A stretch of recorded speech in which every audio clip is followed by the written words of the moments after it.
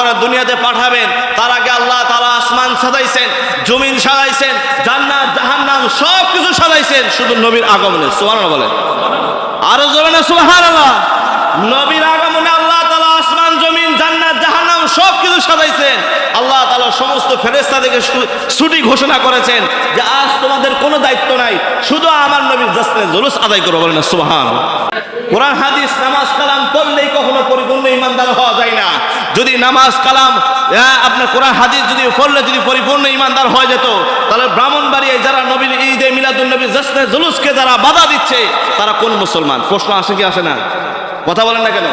তাহলে বোঝা গেল যে আল্লাহ তাআলা বলছে, কুল ও নবী আপনি বলুন, বিফাদলিল্লাহি ওয়া বিরহমাতিহি ফাবিযালিকা ফালইফরাহু হুয়া খায়রুম মিম্মা ইয়াজমাউন। তাহলে বুঝলাম যে নবীর রহমত কেমনে হলো? আল্লাহ তাআলা কোরআনুল কারীমে বলছে, আলহামদুলিল্লাহি রাব্বিল আলামিন, আলহামদুলিল্লাহি রাব্বিল আলামিন, আলহামদুলিল্লাহি রাব্বিল আলামিন।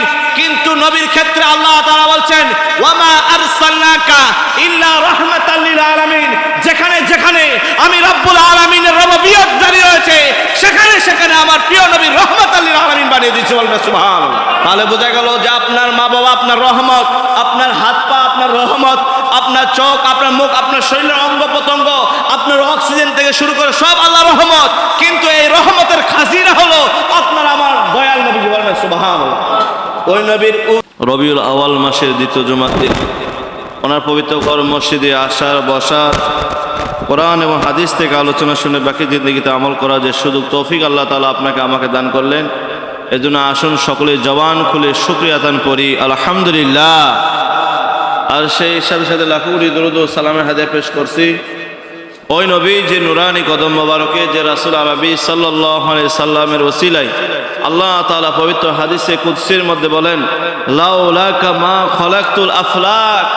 যদি আমার এই পেয়ারা মাহবুব নবীকে আমি রব্বুল আলামিন দুনিয়াতে না পাঠাইতাম, না সৃজন করতাম, তাহলে আমি আল্লাহ রব্বুল আলামিন 18,000 মাখলুকাত, 80,000 আলম, জান্নাত জাহান্নাম, আরশ, কুরসি, এমনকি আপনাকে আমাকে কাউকেই সৃষ্টি করতে না। বলেন না সুবহানাল্লাহ।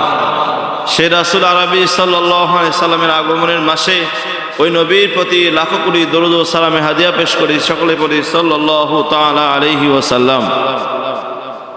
মুআজ্জাজ মুহতারাম, আমি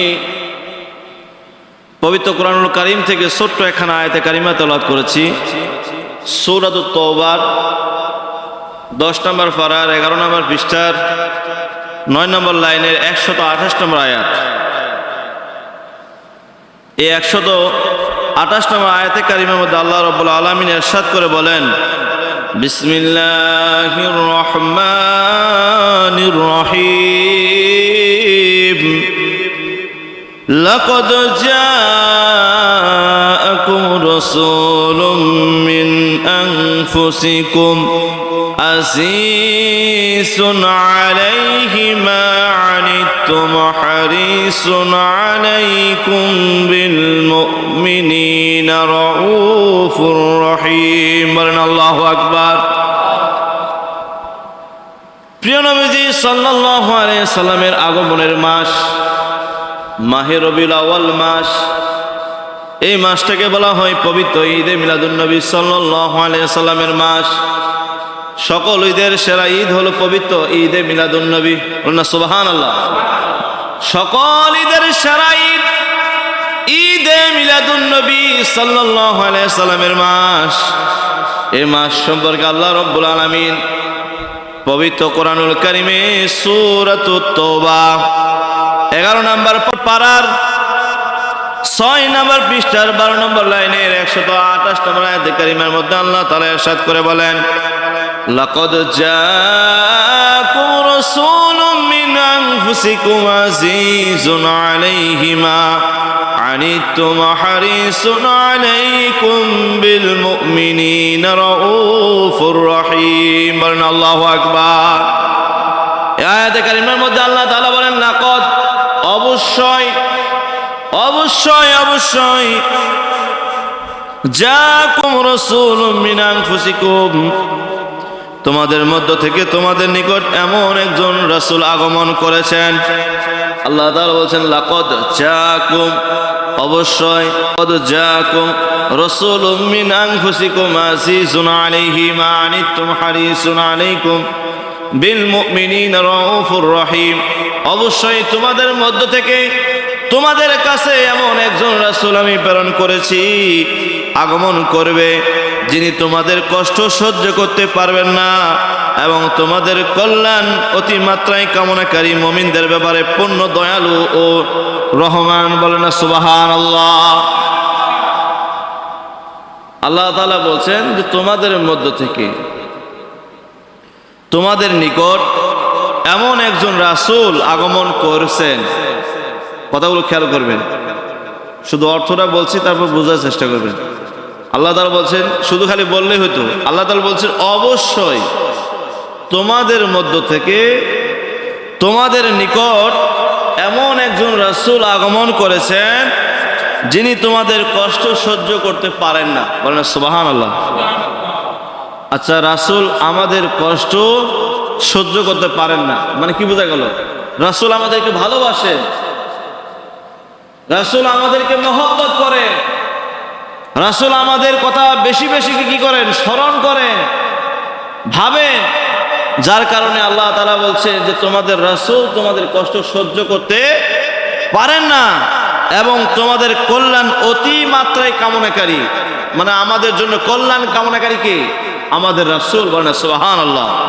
এবং মুমিনদের ব্যাপারে পূর্ণ দয়াদ্র এবং দয়ালু। যারা মুমিন, মুমিনদের বিষয়ে আল্লাহ তাআলা বলছে যে তোমাদের রাসূল তোমাদের কাছে কি? অতি দয়ালু, অতি মাত্রায় দয়ালু। সুবহানাল্লাহ বলে। তাহলে আমাদের জন্য একজন দয়া করে, আমাদের জন্য একজন মায়া করে, আমাদেরকে ভালোবাসে, আমাদের কথা স্মরণ করে, আমাদের সুখ দুঃখ কষ্ট, আমাদের কষ্টের কথা আল্লাহ রাসূল কখনো কি করেন না? সহ্য করতে পারেন না। তাহলে আমাদের জন্য এই দুনিয়াতে আপনার আমার নবী ছাড়া আর কেউ আছে? জোরে বলেন। আপনার আমার রাসূল ছাড়া আমাদের এই দুনিয়াতে আপন কেউ আছে? দুনিয়াতেও নাই, পরকালেও নাই।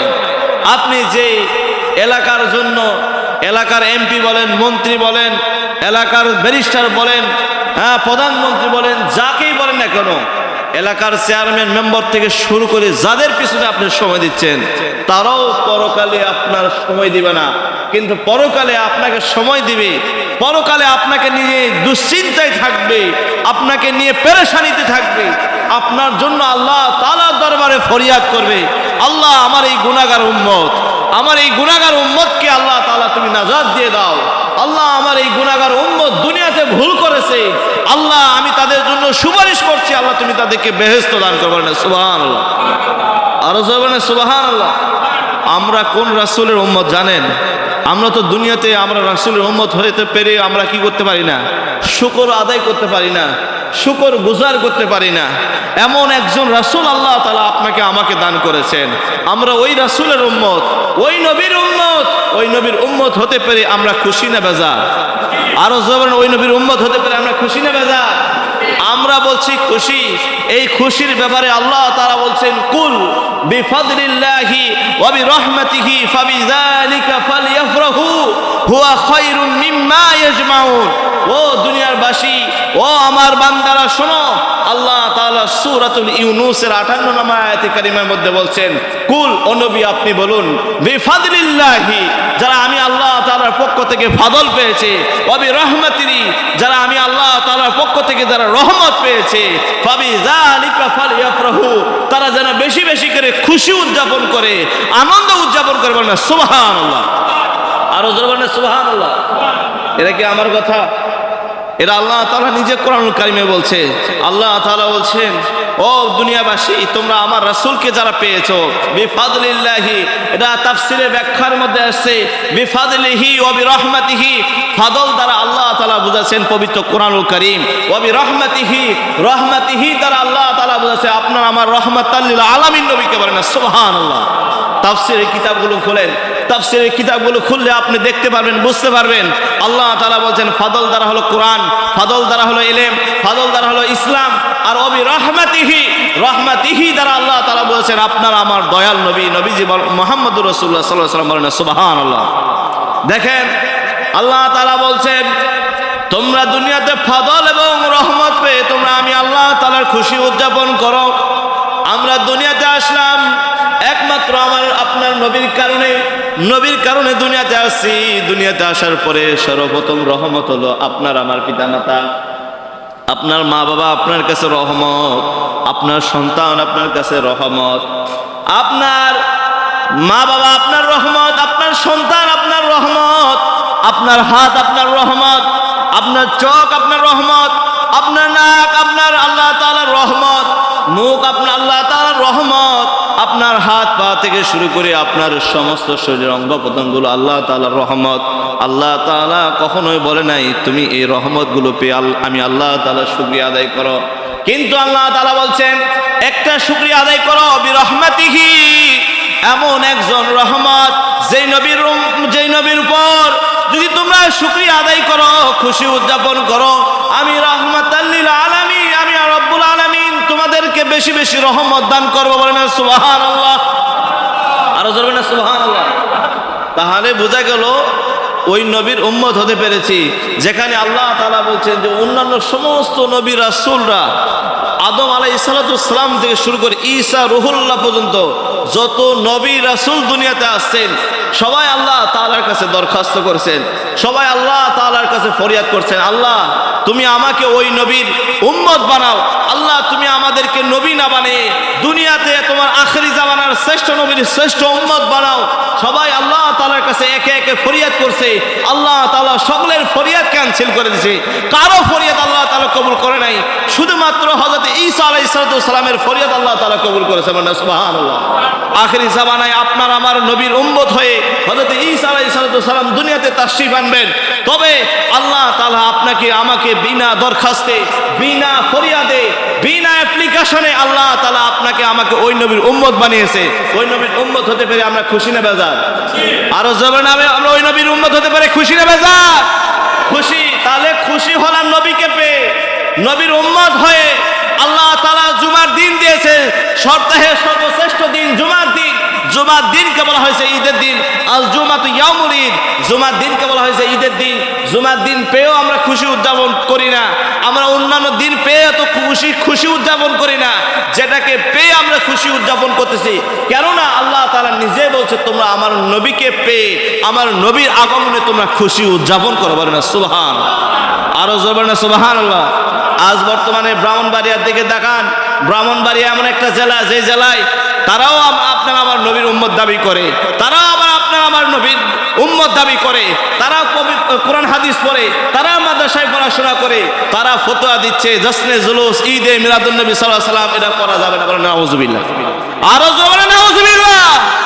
তারা কি করতেছে? তারা মিছিল করতেছে, র্যালি করতেছে, জশ্নে জুলুসের মিছিল তারা হতে দিবে না, তারা ভেঙ্গে দাও গুড়িয়ে দাও বলে তারা মিছিল করতেছে, তারাও আবার দাবি করে আপনার আমার নবীর উম্মত। বলেন নাউযুবিল্লাহ। এরকম লোক নবীর দুশমনের রাসূল দুনিয়াতে আসে না নাই? আরো জোরে না আসে না নাই? কোরআন হাদিস নামাজ কালাম পড়লেই কখনো পরিপূর্ণ ঈমানদার হওয়া যায় না। যদি নামাজ কালাম কোরআন হাদিস যদি পড়লে যদি পরিপূর্ণ ঈমানদার হয়ে যেত, তাহলে ব্রাহ্মণবাড়িয়ায় যারা নবীর ঈদে মিলাদুন নবী জশ্নে জুলুসকে যারা বাধা দিচ্ছে তারা কোন মুসলমান? প্রশ্ন আসে কি আসে না? কথা বলেন না কেন?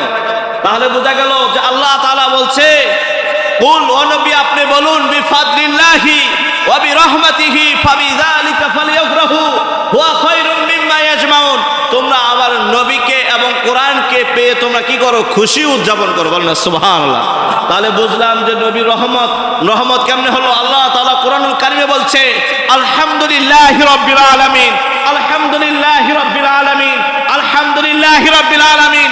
কিন্তু নবীর ক্ষেত্রে আল্লাহ তাআলা বলছেন ওয়ামা আরসালনাকা ইল্লা রাহমাতাল লিল আলামিন। যেখানে যেখানে আমি রব্বুল আলামিনের রব্বিয়ত জারি রয়েছে সেখানে সেখানে আমার প্রিয় নবী রাহমাতাল লিল আলামিন বানিয়ে দিয়েছে। বলেন সুবহানাল্লাহ, আরো জোরে না সুবহানাল্লাহ। আল্লাহ তাআলা বলছেন আলহামদুলিল্লাহি রাব্বিল আলামিন। যেখানে পুরা বিশ্ব, পুরা কুল কায়নাতে যেখানে আল্লাহ তাআলা রব্বুল আলামিন হয়েছে, আল্লাহ রব্বুল আলামিনের রব্বিয়ত জারি রয়েছে, আল্লাহ তাআলার হুকুম আহকাম জারি রয়েছে, সেই জায়গায় পূর্ণ এমন কোন জায়গা বাকি নাই যেখানে আপনার আমার নবীকে আল্লাহ তাআলা রাহমাতাল লিল আলামিন বানায় নাই। বলেন সুবহানাল্লাহ। তাহলে বোঝা গেল যে আপনার মা বাবা আপনার রহমত, আপনার হাত পা আপনার রহমত, আপনার চোখ, আপনার মুখ, আপনার শরীরের অঙ্গ প্রত্যঙ্গ, আপনার অক্সিজেন থেকে শুরু করে সব আল্লাহর রহমত। কিন্তু এই রহমতের খাজিনা হলো আপনার আমার দয়াল নবী। বলেন সুবহানাল্লাহ। ওই নবীর ঈদে মিলাদুন নবীর মাস, ওই নবীর ঈদে মিলাদুন নবীর আগমনের মাস, এই যে রবিউল আউয়াল মাসের আগামী 12 তারিখ আর এই বুধবারে আমরা ঈদে মিলাদুন নবী সাল্লাল্লাহু আলাইহি ওয়াসাল্লাম উদযাপন করতে রাজি আছে না নাই? আরো জোরে না আছে না নাই? নবীর আগমনে কারা খুশি হয়েছিল?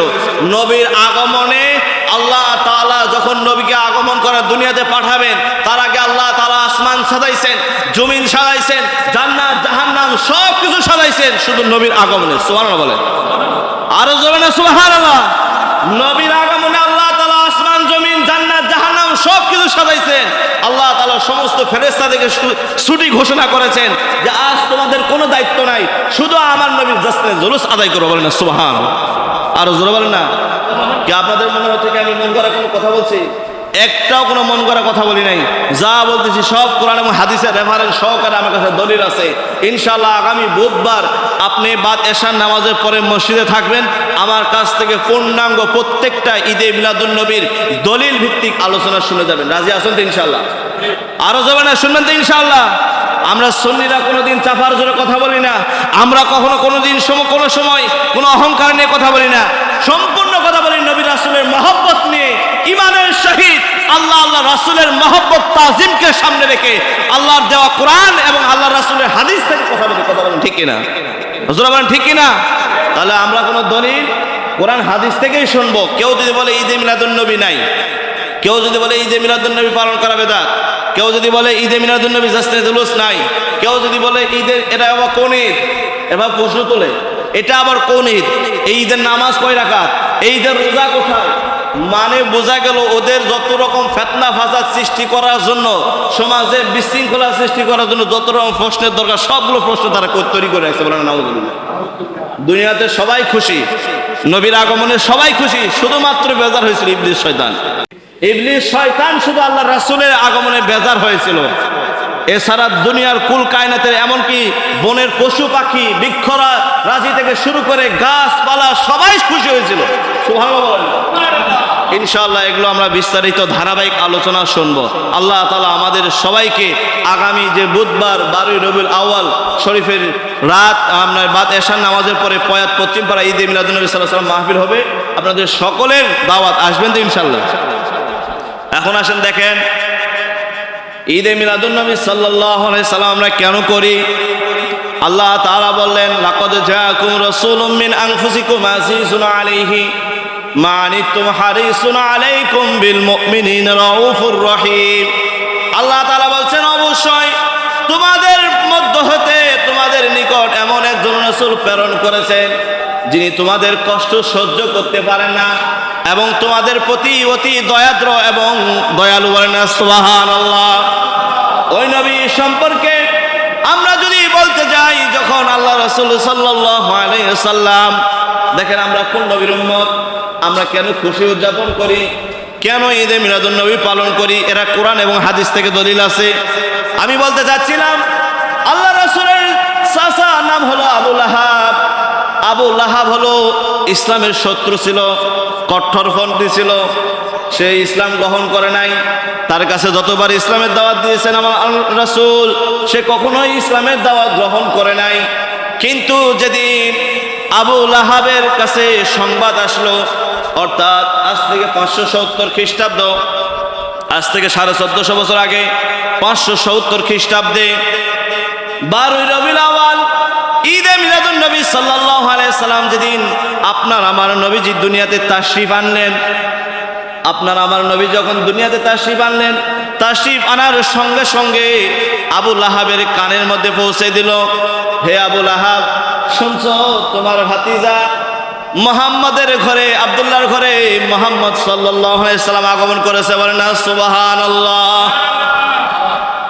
ওনার কাছে ওনার দাসী, আবু লাহাবের দাসী সুয়াইবা, কতগুলো খেয়াল করে, আবু লাহাবের দাসী সুয়াইবা, সে আল্লাহ রাসূল সাল্লাল্লাহু আলাইহি সাল্লাম যখন দুনিয়াতে আগমন করলেন, আগমন করার পরে এই খুশির সংবাদ সর্বপ্রথম আবু লাহাবের কানে যখন পৌঁছালো, আবু লাহাব শুনে খুশিতে আত্মহারা হয়ে গেছে। সুবহানাল্লাহ বলেন। যে পরকালে তার জন্য কঠিন শাস্তির ব্যবস্থা আছে, সে আবু লাহাব, তার সম্পর্কে আল্লাহ তাআলা একটা কোরআনুল কারিমে একটা সূরা নাযিল করছেন, সূরাতুল লাহাব। পড়েন না? আমার কথা কর না কে? আমার কথা বুঝেন? কোরআন মাজিদে একটা সূরা আছে, সূরাতুল লাহাব। তাব্বাত ইয়াদা আবি লাহাবি ওয়া তাব, মা আগনা আনহু মালুহু ওয়া মা কাসাব, সায়াসলা নারান যাতা লাহাবি ওয়া ইমরাতু হাম্মালাতাল হাতাব ফি জিদিহা হাবলুম মিন মাসাদ। আল্লাহ তাআলা দুনিয়াতে আবু লাহাবের ধ্বংস কামনা করছে এই সূরা নাজিল করে। তো সেই আবু লাহাব যখন ওনার কাছে ওনার দাসী কৃতদাস সুহাইবা যখন এসে বললেন যে আব্দুল্লাহর ঘরে আপনার ভাতিজা মুহাম্মদ সাল্লাল্লাহু আলাইহি সাল্লাম তাশরীফ এনেছেন, আগমন করছে, দুনিয়াতে জন্ম লাভ করছে, এই খবর যখন আবু লাহাবের কানে গেল, আবু লাহাব খুশিতে আত্মহারা হয়ে গেল।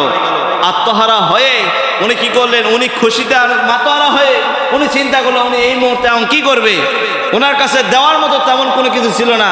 তখন উনি চিন্তা করলেন, যা আমার কাছে তো দেওয়ার মতো কিছু ছিল না, যা যেহেতু তুই আমার কৃতদাস সুহাইবা, তোকে আমি আজকে আজাদ করে দিলাম, মুক্ত করে দিলাম। বলেন না সুবহানাল্লাহ। আরো জোরে বলেন না সুবহানাল্লাহ। এই ঘটনা কোত্থেকে আসলো? আবু লাহাব মারা গেল।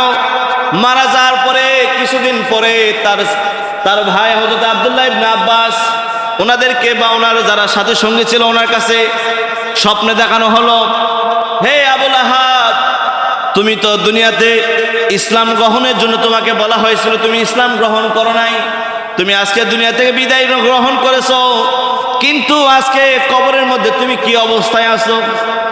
সুবহানাল্লাহ বলেন। জানতে চাও স্বাভাবিক না? যে দুনিয়াতে তোমার তো ভালো কোনো কাজ কর্ম করতে দেখি নাই, তুমি যে মারা যাওয়ার পরে কবরের মধ্যে কি অবস্থায় আছো, তুমি কেমন আছো একটু জানতে চাই। তো আবু লাহাব স্বপ্নের মধ্যে ওনার কাছে বলছেন যে দেখেন, আমি মারা যাওয়ার পরে আমাকে যখন কবরস্থ করা হলো, আমি কবরের মধ্যে ভালো নাই, আমি প্রত্যেক দিন প্রতিনিয়ত আযাবের ভোগ করি। বলেন নাউযুবিল্লাহ। তবে হ্যাঁ কথাগুলো খেয়াল করে, তবে হ্যাঁ, আমি প্রত্যেক সোমবার যখন আসে, প্রত্যেক সোমবারে আল্লাহ তাআলা আমার এই শাহাদাত আঙ্গুলির মাধ্যমে এমন একটি মধুর নহর আল্লাহ তাআলা দান করেছেন। এই মধু যখন আমি কি করি, যখন জিহ্বা দিয়ে যখন চেটে চেটে খাই, তখন আল্লাহ তাআলা আমার কষ্টগুলো লাঘব করে দেয়। বলেন না সুবহানাল্লাহ। আর বলেন না সুবহানাল্লাহ। তাহলে কি বোঝা গেল? যে কট্টরপন্থী একজন বিধর্মী, যার কিনা জাহান্নাম অবধারিত নিশ্চিত, সেও দুনিয়াতে যখন ছিল সে ইসলাম গ্রহণ করে নাই, মারা যাওয়ার পরে তার কবরের শাস্তি অবধারিত নিশ্চিত, তারপরে সে আল্লাহর রাসূলের আগমনে খুশি হয়ে সুহাইবাকে মুক্তি দেওয়ার কারণে আল্লাহ তাআলা যদি তার ওই আবু লাহাবকে সপ্তাহে একটা দিন সোমবার আল্লাহ তাআলা যদি তাকে নিয়ামত দিতে পারে, আমরা ওই নবীর উম্মত, আল্লাহ কি চাইলে আমাদেরকে, আমরা তো কট্টরপন্থী জাহান্নামী নয়, আল্লাহ কি চাইলে আমাদেরকে মুক্তির ব্যবস্থা করে দিতে পারে কি পারে না? আরো জোরে জবান খুলে বলতে হবে, আল্লাহ তাআলা কি আপনাকে আমাকে কবরে মুক্তির নাজাতের ব্যবস্থা করে দিতে পারে কি পারে না? এই বিশ্বাস আমাদের আছে না নাই? তাহলে আল্লাহর নবীর জন্ম বিলাদাত, জন্ম দিবস পালন করেছে, ঈদে মিলাদুন নবী পালন করেছে আবু লাহাব। এরপর শুধু আবু লাহাব পালন করে নাই, আল্লাহ তাআলা স্বয়ং নিজে আরশে আজিমের মধ্যে আল্লাহ তাআলা স্বয়ং নিজে আপনার আমার নবীর মিলাদুন নবী পালন করেছে। বলেন না সুবহানাল্লাহ। কেমন কিভাবে? আল্লাহ তাআলা বলছেন সমস্ত বান্দাদের রূহগুলোকে আল্লাহ তাআলা আরশে আজিমের মধ্যে আল্লাহ তাআলা একটা বৈঠক করলেন। আল্লাহ তাআলা সমস্ত রূহগুলোকে জিজ্ঞাসা করলেন, আলাস্তু বিরব্বিকুম, আমি কি তোমাদের প্রভু নই? তখন আপনি, আমি, আমরা যারা দুনিয়াতে আসছি, ভবিষ্যতে যারা আসবে এবং যারা দুনিয়া থেকে বিদায় নিয়ে চলে গেছে, সকলের রূহগুলো ওই সময় বলেছিল ক্বালু বালা, হে আপনি আমাদের স্রষ্টা, আমরা আপনাকে স্রষ্টা হিসেবে মেনেছি। বলেন সুবহানাল্লাহ। আরো জোরে বলেন সুবহানাল্লাহ। এরপরে আল্লাহ তাআলা স্বয়ং নিজে কোরআনুল কারীমের মধ্যে আয়াত নাযিল করেছেন। আল্লাহ তাআলা বলছেন, ওয়া ইযা আখাযাল্লাহু মিসাকান নাবিয়্যিনা লামা আতাইতুকুম মিন কিতাবিন ওয়া হিকমাতিন সুম্মা জাআকুম রাসূলুম মুসাদ্দিকাল লিমা মাআকুম লা তু'মিনুন্না বিহি ওয়া লা তানসুরুন্না ক্বালু আक़রারনা ক্বালা ফাশহাদু ওয়া আনা মাআকুম মিনাশ শাহিদিন। বলেন সুবহানাল্লাহ। আল্লাহ তাআলা ওই রূহের জগতে ছাঁটাই করে দিলেন। এরপরে শুধুমাত্র ভিআইপি পারসন, এখানে এলাকার কোনো চেয়ারম্যান মেম্বার নাই, এমপি মন্ত্রী নাই, এখানে শুধুমাত্র আল্লাহ স্বয়ং নিজে বক্তা এবং শ্রোতা হলো সমস্ত নবী রাসূলরা। বলেন না সুবহানাল্লাহ। সমস্ত নবী রাসূলদের রূহগুলোকে আল্লাহ তাআলা একত্রিত করে আল্লাহ রাব্বুল আলামিন সমস্ত নবী রাসূলদেরকে জিজ্ঞাসা করেছেন, আমি তোমাদের কাছে এমন একজন রাসূল পাঠাবো, আমি তোমাদেরকে দুনিয়াতে পাঠাবো, দুনিয়াতে পাঠানোর পরে আমি তোমাদেরকে নবী রাসূল বানাবো। কাউকে নবী বানাবো, কাউকে রাসূল বানাবো, কাউকে আসমানি কিতাব দিব, তবে শর্ত হলো আমার নবীর উপর তোমাদেরকে ঈমান আনতে হবে। যদি তোমরা আমার নবীর উপর ঈমান আনতে পারো তবে আমি তোমাদেরকে নবী রাসূল বানিয়ে দিব। বলেন না সুবহানাল্লাহ। এরপরে সমস্ত নবী রাসূলরা বললেন, ইয়া রাব্বুল আলামিন, আপনি যে শর্ত যে কন্ডিশন আমাদেরকে দিয়েছেন আমরা ওই কন্ডিশন এই শর্ত আমরা মেনে নিয়েছি। তখন আল্লাহ তাআলা বলছেন, তোমরা নিজেরাই শুধু সাক্ষী নয়, স্বয়ং আমি রব্বুল আলামিনও তোমাদের সাথে সাক্ষী হয়ে গেলাম। বলেন না সুবহানাল্লাহ। তার নবীর আগমনের জন্ম বৃত্তান্ত আলোচনা আল্লাহ তাআলা স্বয়ং নিজে আরশে আজিমে করছে। সুবহানাল্লাহ বলেন, আরো জোরে বলেন না। নবীর আগমনের জন্ম বৃত্তান্ত আলোচনা কে করছে? স্বয়ং আল্লাহ নিজে করছে। আমরা করলে কি গুনাহ হবে? আমরা করলে কি গুনাহ হবে?